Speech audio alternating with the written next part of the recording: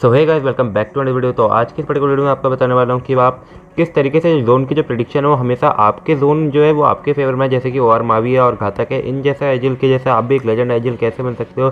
तो देखो, रोटेशन तो आपको खुद ही से फाइंड करनी पड़ेगी, खुद ही से आपको अपना दिमाग लगाना पड़ेगा। रोटेशन आपको कोई भी नहीं दिखा सकता, क्योंकि जोन कैसा कटा है, आप कौन सा T3 खेल रहे हो, T2 खेल रहे हो, T1 खेल रहे हो या फिर आप टूर्नामेंट खेल रहे हो, तो आपको उसी हिसाब से आपको रोटेशन देना पड़ता है। बट जोन आपके फेवर में आ सकता है अगर आप जोन को अच्छी तरह से रीड करते हो, तो आपका जोन 100% आपके फेवर में ही आएगा हमेशा। जब भी आप कहीं पे भी रोटेट मारोगे तो आपके जोन हमेशा आपके ऊपर में ही आके बनेगा, आप हमेशा जोन में मिलोगे एनिमी को, और एनिमी तंग हो जाएंगे भाई कि आपको किस तरीके से मारे। तो आज की इस वीडियो में आपको बताने वाला हूँ कि आप इरेंगल का जो जोन है उसको आप कैसे मास्टर कर सकते हो, क्योंकि इरेंगल का जो जोन है वो मोस्टली जो है काफ़ी ईजी रहता है और आप लोगों को अच्छे से समझ में भी आ जाएगा।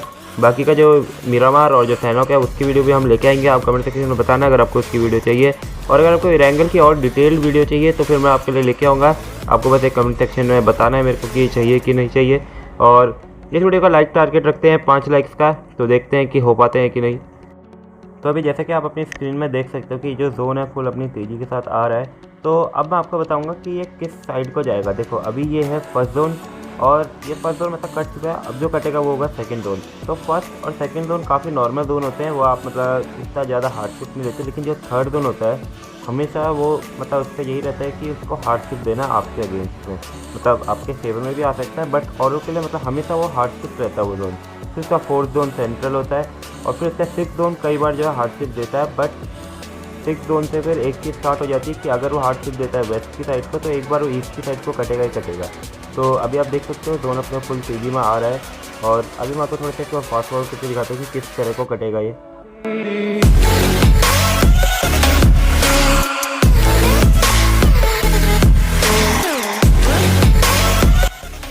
तो भाई अब आप देख सकते हो कि जोन ने किस तरह से अपना जो है रंग बदले। यहाँ पे देख सकते हो आप सेंट्रलाइज जोन कट गया है, तो ये मतलब पूरी तरह से आपके फेवर में रहेगा। आपको बस कुछ कदम ही आपको जाना पड़ेगा, ज़्यादा कुछ इतना नहीं रहता सीन। अगर आप कुछ ज़्यादा ही दूर हो तो वो अलग बात रहती है, बट ये जोन सेंट्रलाइज कटा है एक तरीके से। एंड अब मैं आपको बताऊँगा कि अभी जो अगला जोन जो कटेगा ये होगा हार्डशिप जोन, और ये जोन देखना किस तरह से अपने रंग बदलता है। और अभी मैं आपको बताता हूँ कि यहाँ पर हुआ क्या। अभी पहला जोन जो आपका कटा था वो बिल्कुल ही मतलब थोड़ा सा, अगर हम जो मेरा डिलीट वाला बटन है यहाँ पे जहाँ पे मैं डिलीट का ऑप्शन दे रहेगा मैप के अंदर में ही, तो अगर हम उसको ईस्ट समझ लेते हैं तो उसका बैक साइड हो गया वेस्ट, और जहाँ पे जो जूम इन करने वाला है या फिर जो क्रॉस वाला बटन है वो जाएगा हमारा साउथ, आई मीन नॉर्थ और साउथ।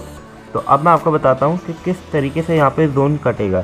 तो अब देखो, पहला जोन जो है थोड़ा सा ईस्ट साइड ईस्टर्न साइड को कटा, अगला जोन थोड़ा सा वेस्टर्न साइड को कटा। अब थर्ड जोन जो होगा वो हार्डशिप मारेगा ईस्टर्न साइड को। ये मैं आपको लिख के दे रहा हूँ क्योंकि देखो, पहला जोन ईस्टर्न, वेस्टर्न, फिर क्या फिर से ईस्टर्न साइड हार्डशिप। अब नेक्स्ट जोन आपको अपने आप को पता लग जाएगा कि किस साइड को कटने वाला है। अगर आपके पास थर्ड जोन का भी आपको अगर आइडिया हो जाता है तो आपको फोर्थ जोन का भी अपने आप ही आइडिया हो जाएगा। तो भाई अभी जैसा मैंने बोला था कि जो कि वेस्टर्न साइड को कटा, ईस्टर्न से वेस्टर्न कटा, फिर अब वेस्टर्न से वो हार्डशिप मारेगा पूरी तरह से ईस्टर्न को, क्योंकि अभी देखो ईस्टर्न से हल्का सा वेस्ट साइड को कटा है, बहुत ही हल्का सा लाइट कटा है।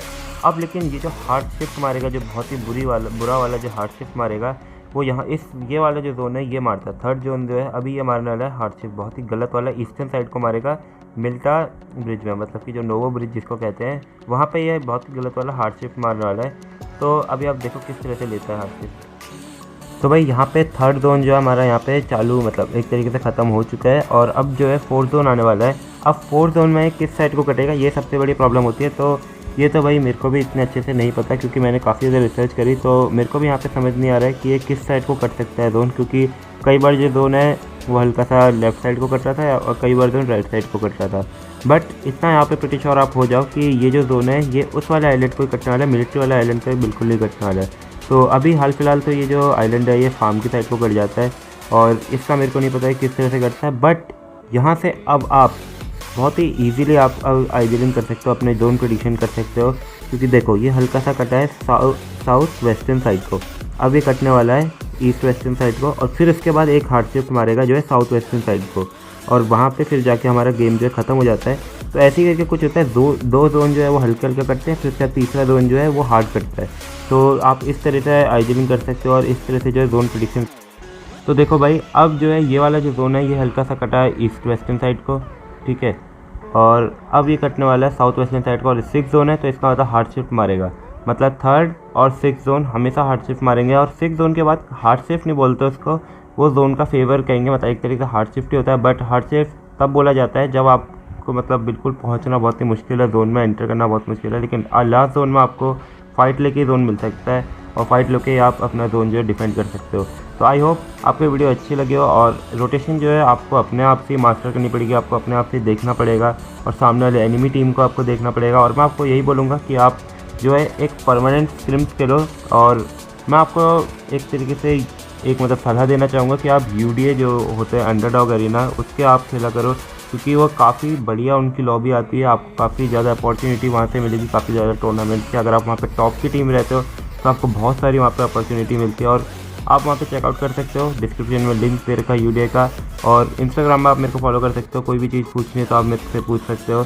तो तब तक के लिए स्टे होम, स्टे सेफ और अपना ग्राइंड चालू रखना।